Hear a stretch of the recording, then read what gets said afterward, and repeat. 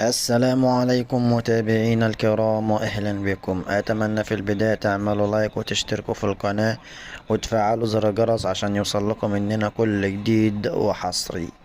عاجل جدا محمود كهربا ونسبة رحيله عن النادي الأهلي أصبحت كبيرة جدا جدا بعد قرار مارسيل كولر بيبلغ إدارة النادي الأهلي هاتولي مهاجم صح، ولو عايزين تمشوا محمود كهربا مفيش أي مشكلة. وبنسبة كبيرة محمود عبد المنعم كهربا هينتقل لنادي فاركو.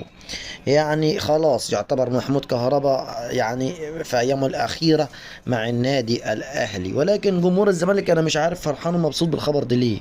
يعني انتوا مثلا يعني انتوا مبسوطين ليه؟ يعني شمتانين في كهربا ليه؟ انا مش فاهم والله.